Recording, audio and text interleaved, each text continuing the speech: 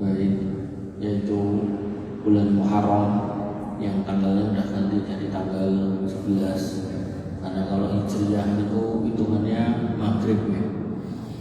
Dan sunnah puasa Muharram yang paling utama itu tanggal 10-nya, lalu bisa ditambahi tanggal 9-nya, dan bisa juga ditambahi tanggal 11-nya. Nah kok nganggo 11 mas? Ada hadis Nabi kepada seorang sahabat Abu Dzar Al-Ghifari yang berwasiat untuk berpuasa 3 hari dalam 1 bulan. Nah kuwi apa ora poso hanya mulbit mas? Maka hanya mulbit ya kan hadisnya wasiat puasa 3 hari dalam sebulan itu hebat. Sehingga ibu-ibu yang dirahmati oleh Allah, bapak-bapak juga demikian ya. Dengan besok kalau mau puasa juga masih baik. Nah, tema kita adalah tentang Muharram, yaitu muhasabah di bulan Muharram. Muhasabah itu berarti seorang itu mulai menghitung, menilai, mengkoreksi dirinya sendiri, bukan orang lain. Sesuk kowe tak muhasabah kene. Dosamu wis piro mungkin biar bar mopo. Tidak seperti itu. Muhasabah itu kembali kepada dirinya sendiri sebelum akhirnya nanti kita itu yang dikoreksi oleh Allah melalui para malaikatnya pada hari kiamat. Sehingga muhasabah itu tidak cuma sekedar mengingat kesalahan dan dosa, tapi juga ada usaha untuk meninggalkan dan memperbaikinya, memperbanyak taubat, memperkuat iman, memperbaiki hubungan antara Allah dan sesamanya. Sehingga muhasabah adalah melihat kembali apa yang telah dilakukan dari amal yang sholih, dan kalau ketemunya amal yang tolih, amal yang tidak baik, maka ditaubati. Maka dalam muhasabah kita bertanya, apakah hidup ini semakin mendekat kepada Allah atau justru sebaliknya? Nanti ada orang yang tambah umur malah tak sholat gitu. Ada orang yang tambah umur malah meninggalkan kewajiban-kewajiban agama gitu. Sudah sepuh tapi gawene selingkuh, enten wong sepuh ngatek pun mboten jejeg, tapi nek dangdutan karep dhewe nyawer. Enten ya ngoten niku. Wong sepuh rumangsa ngapunten nggih, rumangsa gigike ngajeng mboten enten pinter singsot, anggere nek cewek lewat singsot. Wis jan nek ngoten niku tobat nggih. Makanya Bapak Ibu rahmatullah Allah Subhanahu wa taala, muhasabah adalah menimbang waktu kita itu tinggal berapa lama lagi toh. Pernah saya sampaikan, satu hari di akhirat itu 1000 tahun dan lagi. Sehingga ketika kita dikasih jatah 60 sampai 70, misal 60 mawon, 60 itu berarti sekitar 15 menit saja. Sehingga tiap menit itu sekitar 4 tahun. Umpami sak menika jenengan pun 56. Lajeng sampai definisi 60, berarti niku mau sejatah saya mau kantong semenit. Nah, mulai saat ini pun sepeda 6, terus saja dugi pinten. 80 no mas sinten sing ngertos. Makanya Bapak Ibu rahmatullah Allah Subhanahu wa taala, ten daerah desa yang masih banyak sawah, udara masih sejuk, tesih kakah piyai sabin, nopo dados petani, nopo dados nopo pokoknya ten sabin. Niku yai sepuh yuswa 8 dosa tesih kata. Tapi nek pun rame ngeten iki sawah pun jarang, motor pun akeh gitu. Wong bengok-bengok bendina. Niku umure rata-rata 50 60 niku. Mboten 60 70 50 60. Pramila lelayon-lelayon niku kedah njenengan perhatikan. Si fulan mati swidak, si fulan mati 59, 58, 57. Makin turun. Makanya Bapak Ibu rahmatullah Allah Subhanahu wa taala, kita menghisap diri kita, apakah harta kita juga sudah kita gunakan di jalan yang baik dan benar. Kira-kira dari harta yang kita punya sudah dizakatikah atau belum? Kira-kira dari kegiatan di masjid kita sudahkah terlibat atau belum? Kita evaluasi. Ya, kira-kira kita sudah bikin rumah lantai 3, sudahkah kita ke rumahnya Allah yang ada di sana? Ada orang kaya tapi nggak mau haji umroh, maneman ngomongnya. Padahal nanti ketika dia meninggal, dia akan menyesal. Rabbi laula akhartani ila ajalin qarib fa asaddaqa wa akum minas sholihin. Ya Allah, mbok pilih angsal kula ngersake pedal melih ing kuburan sekedap mawon. Mboten dangu-dangu sedina mawon, semenit 2 menit kula ajeng sedekah. Biar aku jadi orang yang saleh. Iku nek penyesalan orang beriman karena kurang bersedekah. Nek penyesalan orang kafir, alaitani kuntu turoba, itu sekiranya aku jadi lemah wae, tidak mau bangkit ya, karena dia tahu akhir dari pilihan hidupnya yaitu neraka. Maka ibu-ibu bapak yang dirahmati Allah, kita introspeksi lagi lisan kita, sudahkah kita banyak berpikir, lebih banyak berpikir atau lebih banyak menggunjing? Bojo kula yang cerita, aku lek ngimpi Pak Prabowo. Aku ngimpi Prabowo lah, dina-dina tontonanmu kuwi aku ngimpi ya.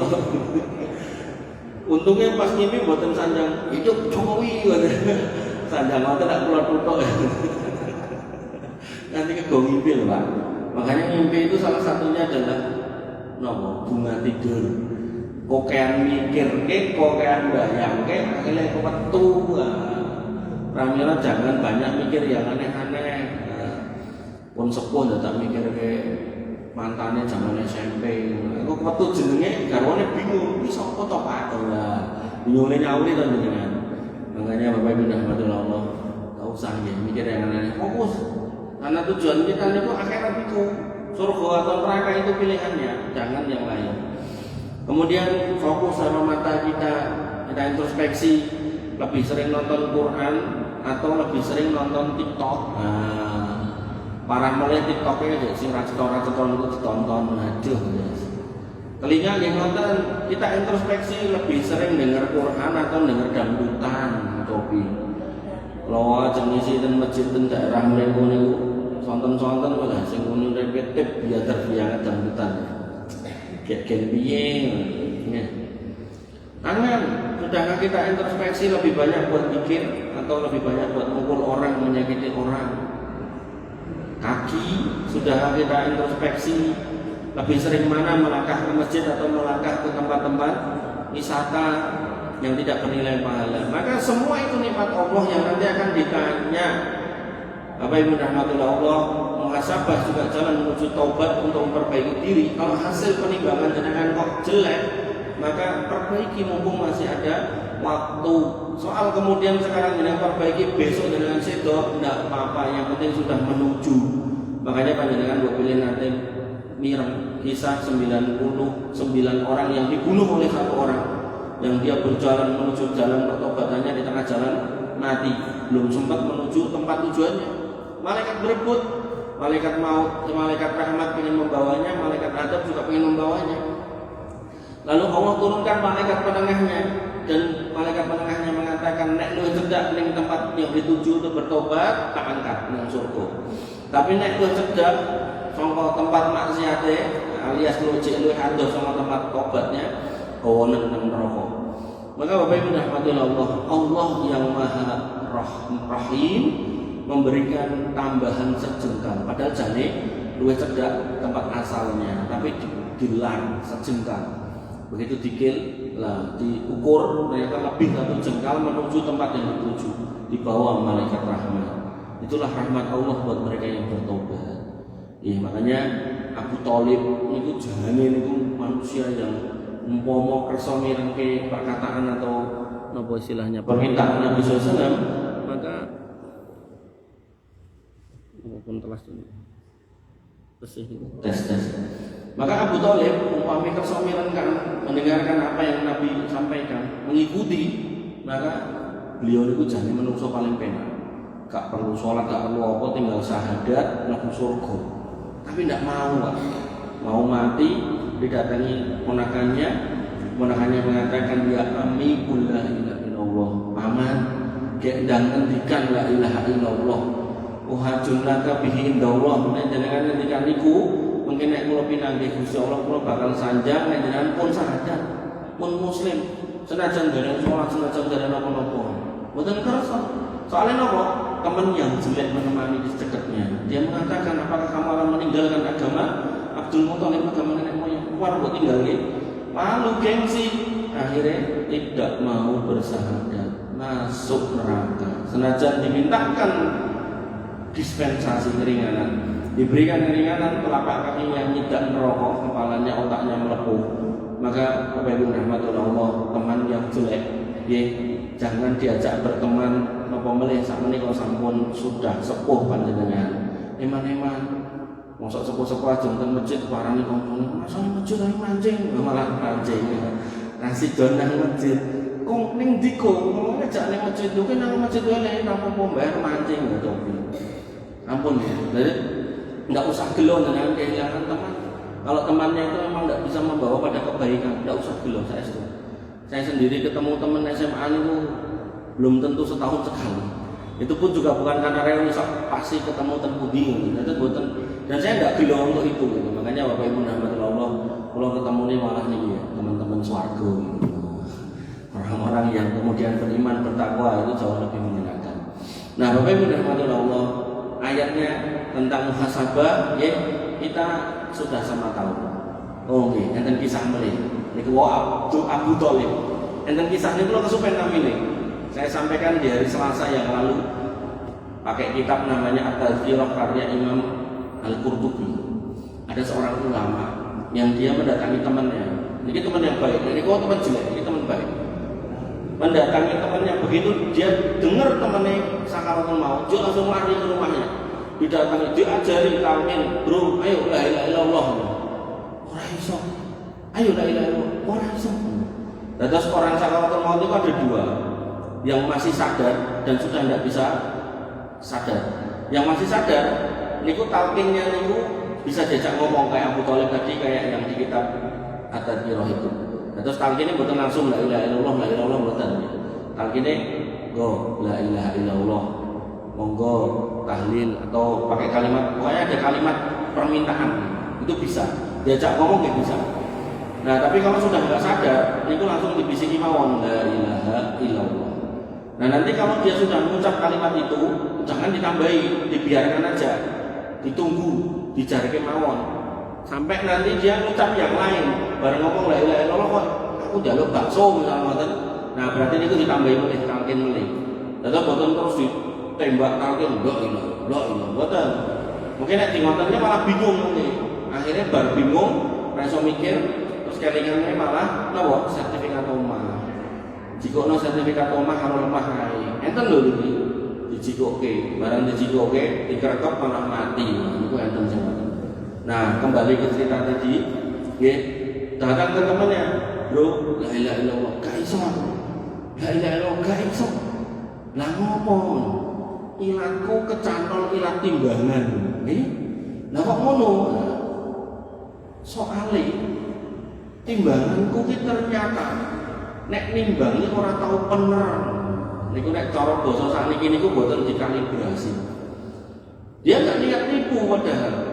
Tapi timbangannya niku timbangan yang enggak pernah dirawat. Sehingga nek nimbang sekilo niku boten nate sekilo. Tapi dia enggak pernah punya niat nipu. Wong jalanan timbangannya boten nate dirawat, boten nate di maintenance niku lho. Akhirnya nek nimbang salah terus sakaratul maut kok ngelang. Akhirnya napa? Niki si teman niki yang kebetulan juga bakul. Pulang terus timbangan dan ngomah niku saeneng-enenge dikepleke. Bojone kaget. Timbangan apa kepleke ngomong Mas? Kae lho kancaku gak iso talqin, gak iso tahlil goro-goro kecantol ilang timbangan. Lah terus sebenarnya timbangan itu aku moh ngono kuwi kan. Padahal sebenarnya niku bisa dikalibrasi, tapi kan dia namanya orang sudah saking takutnya bermuhasabah, saking takutnya menghadap Allah bahwa dosa, dia enggak mau. Akhirnya dia nyari aman, timbangannya dikeplek kabeh. Tak mau pakai timbangan dodolan. Nah terus ning dodolan pripun? Dia bikin pengumuman, Pak. Di pengumumannya dia tulis, siapa yang mau beli gawa timbangan dhewe jemput. Niku nek bakul mriki kira-kira pajeng apa mboten? Ora payu pilih golek bakul liyane. Makanya Bapak Ibu rahmatullah, orang takut zaman dulu itu ngoten niku. Saking wedine sampai demok timbangan emoh. Ya sakniki niki banyak orang tidak takut, bahkan timbangan boro-boro kalibrasi malah ditambahi magnet sore niku ben itu akeh. Makanya Bapak Ibu rahmatullah nggih, niku dua kisah tentang orang baik atau teman baik dan teman jelek yang menemani di akhir hayat. Nah, ayat yang pertama Allah berfirman, panjenengan pun asring mireng ya ayyuhalladzina amanu taqullah wal tanzur nafsum ma qaddamat lighad. Wahai orang-orang yang beriman, bertakwalah pada Allah dan periksalah apa yang bisa kamu bawa menjadi bekal di hari nanti, hari esok. Disebutkan dalam tafsirnya, tafsir Ibnu Katsir, beliau mengatakan wanduru ma dakhortum li anfusikum minal a'malis shalihah li yaumin ma'adikum wa ardikum ala rabbikum. Periksalah apa yang sudah menjadi simpenan celengan yang akan kamu bawa dari amal sholih, sehingga celengan amal jelek itu jangan dibawa. Maka orang-orang yang pernah berbuat dosa segeralah bertaubat. Kalau tidak bertobat nanti akan punya akibat, yaitu masuk neraka. Maka neraka itu berfungsi menjadi pensuci buat mereka yang bawa dosa ke sana. Maka dosa itu kedah ditobati sak menika. Apapun dosa kita, kata Nabi, at-taibu minadz dzambi kama la dzamba lahu. Kalau masih ada waktu kita bertobat, maka tobat itu menghapus semua dosa. Dengan catatan tidak ada hitung-hitungan yang harus kita selesaikan. Tegasnya memang dosanya hanya urusan kita dengan Allah, istighfar niku sing kathah niku insyaallah cekap saged menghapus dosa-dosa itu. Tapi nek misal niku enten urusan utang piutang nggih kedah dirampungi utang riyen kalih kiai yang kita utangi, ndak terus istighfari ping 3 yuta, utangku 3 yuta rampung, ndak ada kayak gitu. Niku salat niku mboten enten. Nah, maka Bapak Ibu rahmatullah Allah Subhanahu wa taala, sehingga dalam konteks muhasabah juga Allah berfirman pada Quran surat An-Nazi'at ayat 37 sampai 41, fa amma man tagha, maka buat mereka yang sudah melampaui batas dalam hidupnya, melanggar batasan Allah, yang haram ditabrak, yang halal ditinggalkan, wa azarul hayatad dunya, hidupnya mengejar dunia, dino-dino urusan dunia dikejar sampai wegah salat, fa innal jahima hiyal ma'wa, maka neraka jahim itulah tempat pulangnya. Wa amma man khafa maqama rabbih wa nahan nafsa 'anil hawa, dan orang-orang yang takut berhadapan dengan Allah kalau bawa dosa tadi itu sampai timbangannya dikeplek nggih, fa innal jannata hiyal ma'wa, maka surga itulah tempat pulangnya. Sehingga Bapak Ibu rahmatullah Allah Subhanahu wa taala ditafsirkan dalam tafsirnya, tafsir Al-Baghawi, beliau mengatakan wa amma man khafa maqama rabbih ay khafa al-qiyam baina yadayillah azza wa jalla. Orang yang beriman punya rasa khasyah, yaitu takut dia menghadap di hadapan Allah membawa dosa yang banyak, sehingga wanahan nafsa 'anil hawa, menyebabkan dia menahan dirinya dari bermaksiat. Kancaku ngajak mendem, mau aku ora melu mendem, soalnya nek mendem sampeyan aku ning ngarepe Gusti Allah aku bingung ning arep tanggung jawab. Kancaku ngajak dadi lurah ning carane nyuwap-nyuwap rene, aku moh wis tuwek dadak nyuwap-nyuwapan. Nek dipilih ranggu nyuwap ora apa-apa, tapi nek dadak nyuwap moh akhirat ning arep moto cekat lagi dengan kita. Maka kalau kemudian kita berurusan dengan yang enggak benar nanti repot di sana, maka kita menghentikan langkah-langkah seperti itu. Maka Bapak Ibu rahmatullah Allah Subhanahu wa taala, kemudian disebutkan lagi tentang tentang muhasabah. Disebutkan bahwasanya Nabi SAW bersabda, al-qayyisu man kana nafsahu, orang yang cerdas adalah orang yang menunda dirinya, menahan dirinya untuk berbuat yang keliru, yang salah, yang dosa. Wa amila lima ba'dal maut, dan dia beramal untuk bekal kematiannya. Wal ajizu, dan orang yang lemah, orang yang peloh, man atba'a nafsahu hawahu, orang yang hari-hari itu mengikuti hawa nafsunya. Pengen berzina dia berzina, pengen mabuk dia mabuk, pengen berjudi dia berjudi. Bahkan kalau perlu pulang sempoyongan salah rumah juga dilakoni gitu. Wa tamanna 'ala Allah, tapi dia selalu berkhayal dengan perbuatan maksiatnya sepanjang hari itu dia masih bisa masuk surga. Makanya Bapak Ibu rahmatullah Allah disebutkan dalam syarah penjelasan dari Al-Imam Al-Mubarakfuri, beliau mengatakan al-kayyisu wal 'aqil al-hazim alladhi yuhasibu nafsahu fid dunya. Yang namanya orang cerdas adalah orang yang dikasih akal dan dia gunakan akalnya, dan dia istiqomah untuk senantiasa menghisab dirinya selama masih hidup di dunia. Wa ya'malu lima ba'dal mauti minal qurban, wa ta'at, dan dia senantiasa beramal kepada Allah yang mendekatkan diri kepadanya dan selalu taat atas perintah-perintahnya. Wal ajiz walladhi yatrukul amal wa yatbi'u syahawat thumma yatamannal maghfirah bi ghairi taubah. Adapun orang yang lemah adalah orang yang meninggalkan amal dan dalam kondisi itu dia senantiasa mengikuti syahwatnya, dan dalam kondisi seperti itu pula dia merasa Allah tetap akan mengampuninya. Maka Bapak Ibu rahmatullah Allah Subhanahu wa taala, para ulama seperti Umar bin Khattab, beliau mengatakan, sahabat yang mulia Umar bin Khattab, hasibu anfusakum qabla an tuhasabu, maka hisablah diri kalian sebelum kalian nanti dihisab oleh Allah Subhanahu wa taala. Wazinu anfusakum qabla an tuzanu, dan timbang-timbanglah diri kalian sebelum kalian nanti ditimbang di yaumil mizan oleh Allah Subhanahu wa taala. Fa inna ahwanu alaikum fil hisab ghadan an tuhasibu anfusakumul yawm, karena orang yang nanti itu hisabnya paling mudah,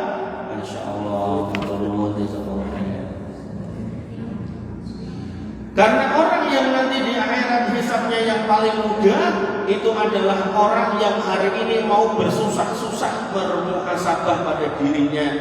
Orang yang hari ini mau ngecek amalnya, nanti di akhirat itu paling mudah ceritanya. Orang yang hari ini malas-malasan meriksa semua amal perbuatannya, maka di sana nanti dia yang paling susah nasibnya.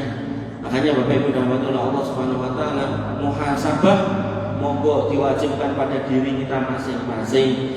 Al-Imam Hasan Al-Basri rahimahullah berkata, la talqul mu'mina illa yuhasibu nafsahu. Engkau tidak akan menjumpai orang beriman kecuali mereka itu selalu senang menghisab dirinya. Dan disifati oleh beliau, orang beriman itu senang bermuhasabah. Wa ma aradti ta'kuli, apa yang ingin kamu kerjakan. Wa ma aradti ta'mali, apa yang ingin kamu kerjakan, apa yang ingin kamu makan. Wa ma aradti tasrobin, apa yang kamu mau minum. Dan terus orang yang kemudian bermuhasabah itu bertanya, aku sok ning surga pengen ngombe apa ya, pengen makan apa ya, pengen menikmati apa ya ning surga somen ya gitu. Dia sudah membayangkan surga.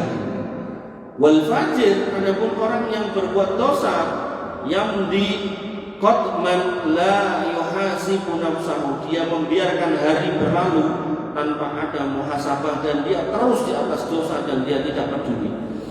Makanya Bapak Ibu rahmatullah Allah, perkataan berikutnya adalah Maimun bin Mihram rahimahullah, beliau mengatakan, la yakunul abdu taqiyan hatta yakuna li nafsihi ashadda muhasabatan minasyariki li syarikihi.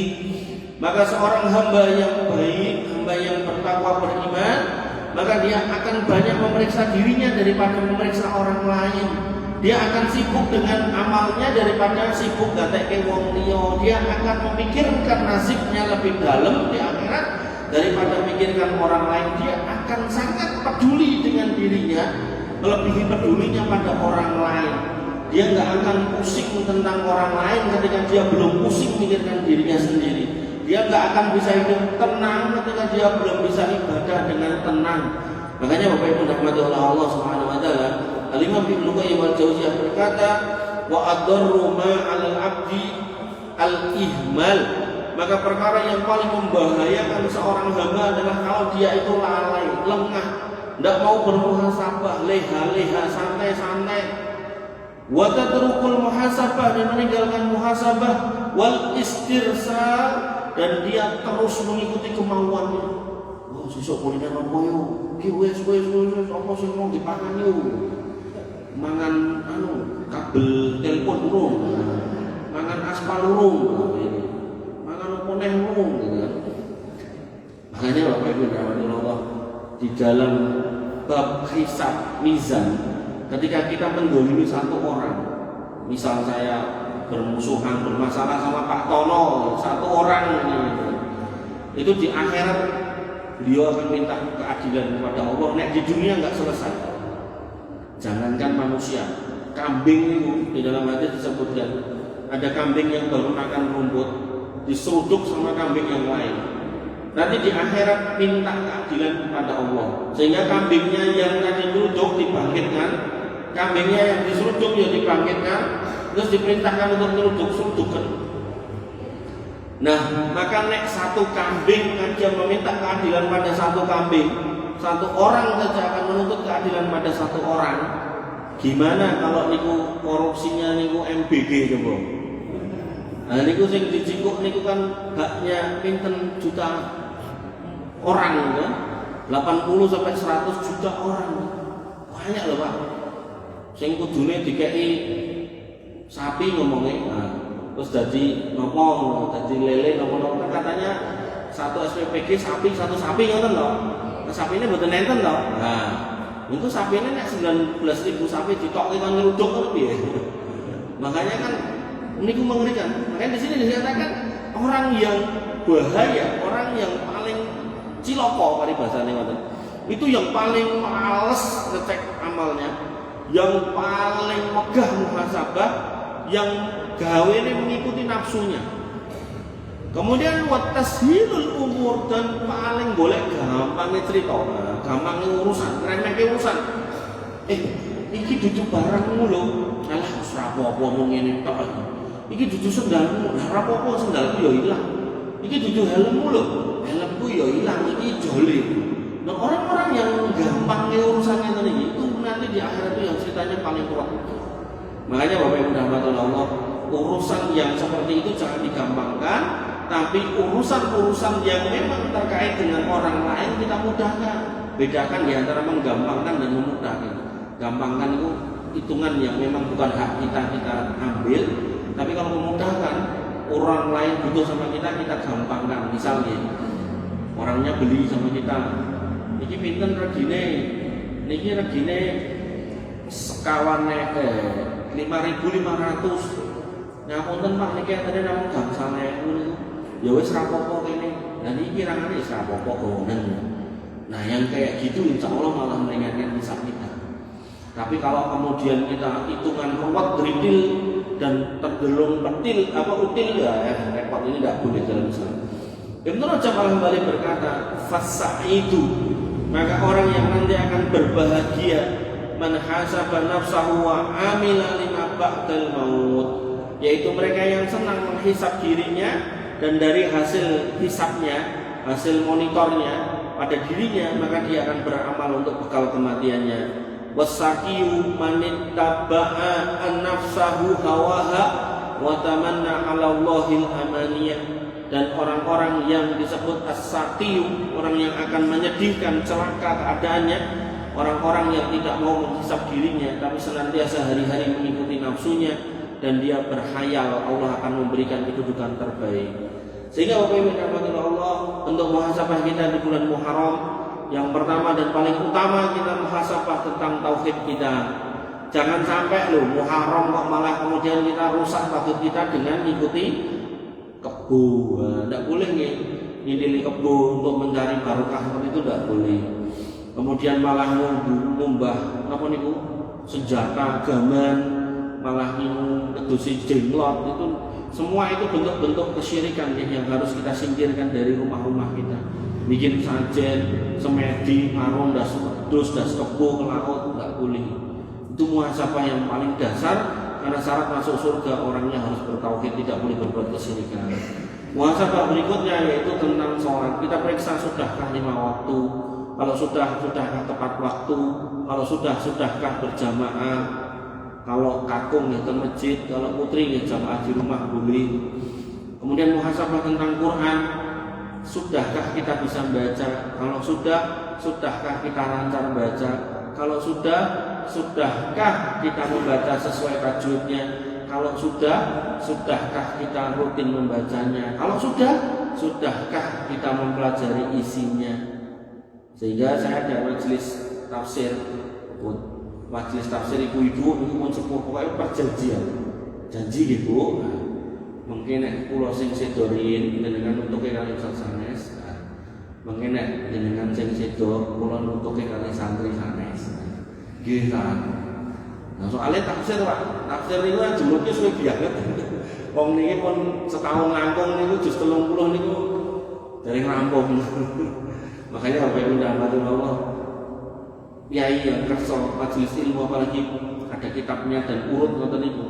Itu pilihannya kita mau dua. Selesai kitabnya atau umurnya yang selesai. Dan selesai umur kita dalam kondisi bermajelis ilmu, insya Allah itu yang terbaik. Makanya Nabi mengatakan man salaka tariqan yaltamisu lahu fi ilman sahalallahu lahu tariqan ilal jannah. Siapa yang melazimi majelis ilmu, jalan majelis ilmu yang ini, maka Allah akan mudahkan masuk surga. Sehingga jenengan masuk surga lewat mana? Enggak usah bingung, lewat jalan lewat pundi enggak usah bingung. Majelis ilmu. Nah, majelis ilmu itu pundi? Enten mriki monggo, enten masjid sanes monggo. Selama di dalamnya dibacakan Quran dan Sunnah, insya Allah itu jalan surga yang baik. Wahai benar-benar Allah, muhasabah lisan, kita periksa lisan kita, sudahkah ngomong yang benar? Muhasabah harta, sudahkah kita keluarkan hak-hak orang yang membutuhkan? Sudahkah kita keluarkan zakatnya? Muhasabah waktu, sudahkah kita optimalkan waktu kita untuk beribadah? Waktu kita makin sempit, jangan sampai kemudian kita justru berleha-leha. Muhasabah keluarga, sudahkah keluarga kita selamatkan dari api neraka? Tadi, nah ini rencang kula boten nonton, mumpung ra nonton. Tadi rencang kula niku cerita awalnya penak. Wah, nek salat niki enak ya Mas kula nggih. Berarti niku tesih enten tandha iman pada diri kita. Nek kita belum salat kita gelisah. Nek bar salat kita tenang niku berarti tandane tesih enten iman. Tapi nek wong wis ora salat ora tau salat dilek salat mah nesu itu imane berarti ora ambiar. Lah, setelah cerita ngoten niku terus dia cerita. Nah, tapi lho Mas bojoku lho Mas. Tak kon salat iki kadang emoh. Duh, karo jenengan pun sepul. Lah iya, tak kon salat iki emoh. Nek emoh ya terus aku timbang rame. Aduh, repot nek ngoten niku. Nah terus piye Mas? Ya tetep dikengken loh. Nanti kedah salat niku wajib kok. Nek mboten ya jenengan terus ngengken terus setiap hari. Karena ayatnya jelas. Wa'mur ahlaka bis sholati wastabir 'alaiha. Perintahkan keluargamu untuk sholat dan sabar untuk perintah. Suruh terus, jangan berhenti. Jangan berhenti. Nek perlu dirayu. Yo, Bu, apa panggilnya nimbaline pripun? Yo, Bu, nang masjid, engko mulai masjid tak jojake teng reng. Mene Pak Tono, enggak apa-apa lho. Nek bengi buka ora tapi mbuh. Atau nyayang, wonten. Kelangan duit tidak apa-apa, ben iso ngumpul ning surga bareng-bareng. Nggih, dicari jalan untuk merayu, jangan cuma berumah tangga tapi satunya tidak sholat. Gimana nanti akan ketemu di surga? Susah, nggak ketemu. Makanya Bapak Ibu rahmatullah Allah, putrane nggih ngoten. Putrane nek gak sholat nggih tetep piye carane? Yo nek sholat nggih. Pokoke nek sholat, kowe njaluk apa tak turuti. Tapi nek gak sholat, be aja kok njaluk motor, njaluk pit kebo ora tak pokoke. Nggih. Yo harus tegas karena ini urusan yang penting sampai Nabi mengatakan al-farqu bainana wa bainal kufri tarkus shalah. Bedane wong gak Islam karo wong Islam kuwi nek ninggalno salat. Sampai bapak saya itu punya kiai guru gitu di kampung Jateng situ. Dulu dia nasihati putrinya itu enggak pakai dalil ya. Sanjang kali niku napa putrinya. Putrane sing setri. Niku sanjange ngene. Nduk rungokno omongane Pak. Carane niku enten 8 napa 9. Rungokno omongane Pak. Nggih. Kowe nek meh golek bojo, golek wong lanang sing salat. Nek calonmu gak salat, gak usah mbok gorene, gak usah mbok kenake Pak. Soale miturute Pak luwih becik luwih ngeloni babi timbang ngeloni wong lanang gak salat. Niku ngendikane Mbah Yai zaman semonten. Ben putrane niki kementel lan mikirane pentingnya punya pasangan yang sholat. Sehingga nek sakniki dirumuskan, wong lanang kok gak gelem sholat, wong wedok kok gak gelem sholat. Lah wong karo Gustine wae gak dieling-eling apa meneh karo pasangane. Makanya banyak orang yang enggak sholat niku selalu banyak mengabaikan keluarganya. Tukang mendem, tukang main lali mulih rata-rata. Lali mulih ning omahe dhewe, mulih ning omahe wong wedok liya. Iki kan ngoten niku, maksudnya niku musibah. Walaupun nggih enten wong salat ning nggih sok-sok aneh-aneh ngoten enten. Ini maksud saya secara umum ketika seseorang sudah melalaikan Tuhannya, mana mungkin dia akan melalaikan hambanya. Tadi ada ibu-ibu WA saya, Pak Ustaz, Saya dengar ibu ini anaknya sudah dengan carikan calon dan udah dapat. Saya dapat undangannya besok tanggal 14 Juli. Nggih Bu, anakku ya digoleki. Nah, terus akhirnya kalau sodori formulir. Nah, kalau waca, syaratnya mantep nih Bu. Muslim, sholat, tidak boleh merokok, tidak boleh judi, tidak boleh punya utang. Komplit tidak apa namanya keinginan. Akhirnya, nah kalau gak ada jagone apa? Tentu kan tulisannya sarjana. Kalau gak ada jagone mboten sarjana lala. Bu, niki kalau enten jagone mboten sarjana niku pripun nggih? Insyaallah sing saran sore iki terpenuhi kabeh, mboten rokok, mboten main. Ning mboten sarjana ya anu. Oh ngoten ya Pak Ustaz. Ya nanti tak tanya sama anaknya. Oh nggih, monggo ditanyakan dulu. Nah terus nyari orang yang tadi itu loh susah. Makanya ketika jenengan matok sarjana, sedangkan di depan jenengan itu ketemu sing soleh niki wau, sholat, gak main ini. Ayo nek saya jadi jenengan, iku tak pek mantu terus tak kon kuliah. Ngono. Lan golek lulusan sarjana sing soleh iki yo angel.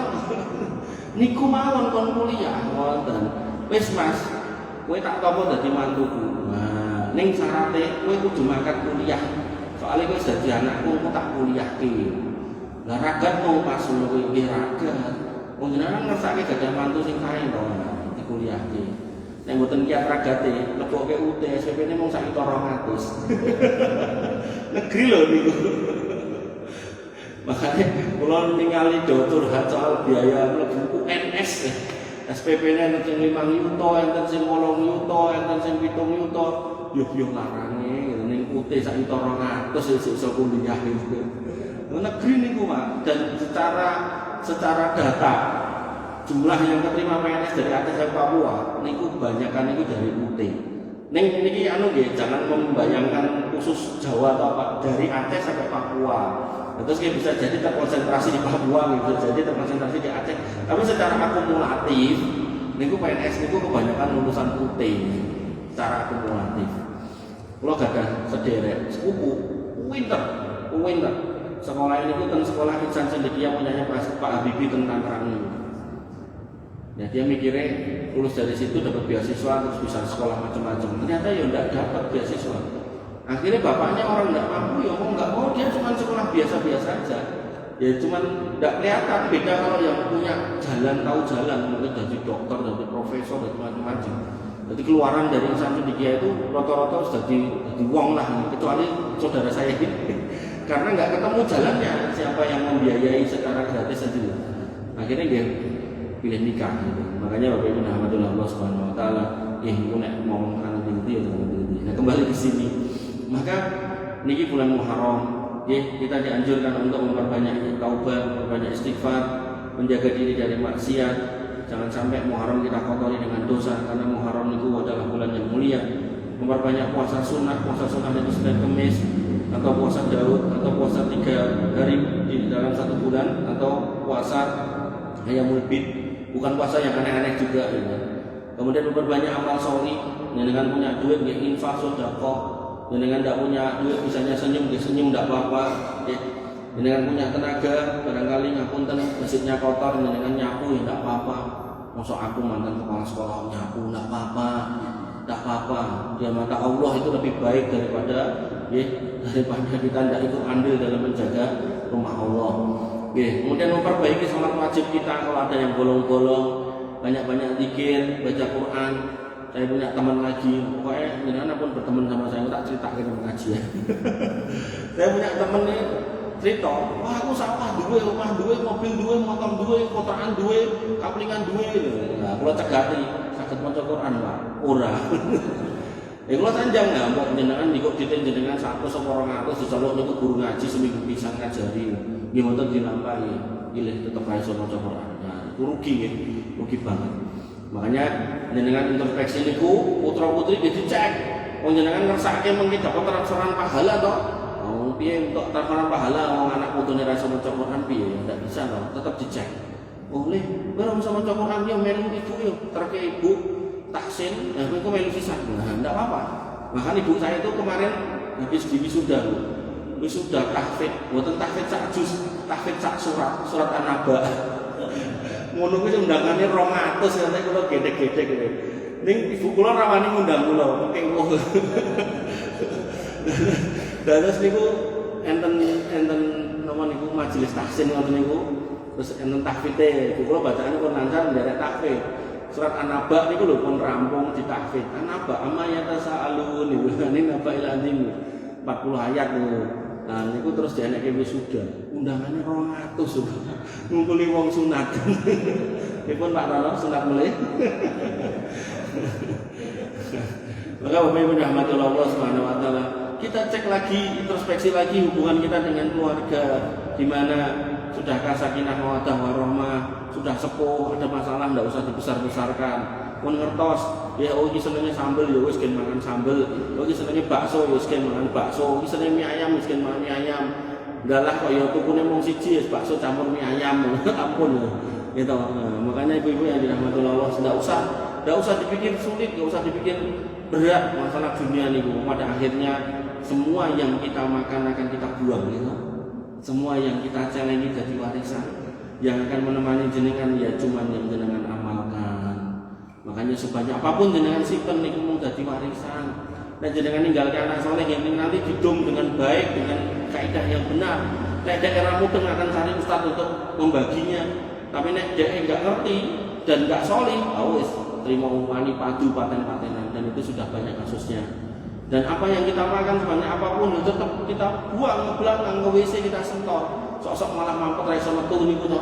Nah, tak boleh obat iki kuwi sampai periksa segala macam lho. Dadi musibah malah. Makanya nggih, penyakit niku jane linear dengan yang kita makan. Makin banyak yang kita makan, makin besar peluang kita sakit.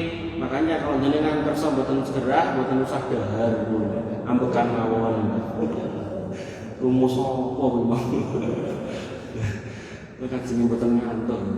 Kesimpulan, Muharram bulan mulia, kita jaga dengan momentum-momentum yang baik, kita jaga keluarga kita, diri kita, agar semuanya selamat dari api neraka. Kita tutup dengan doa. Semoga panjenengan aminkan.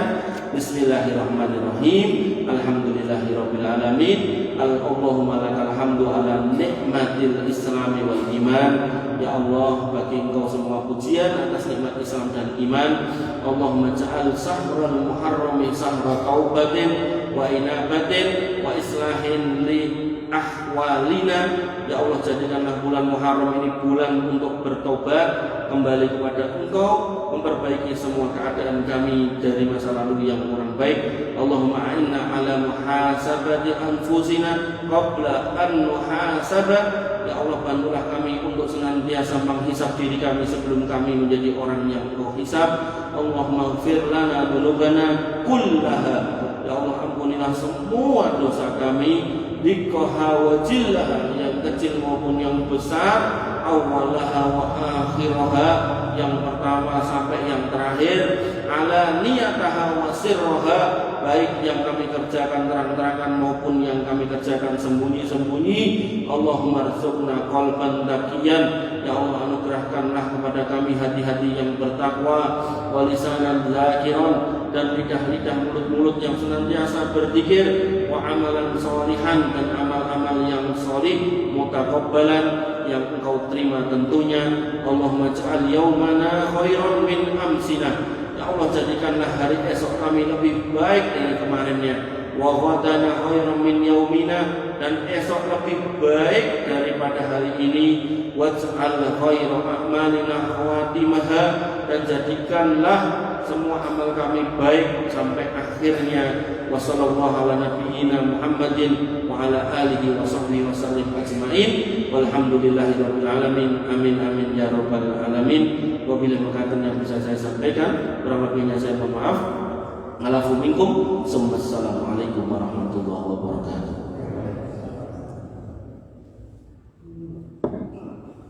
Berikan apa itu?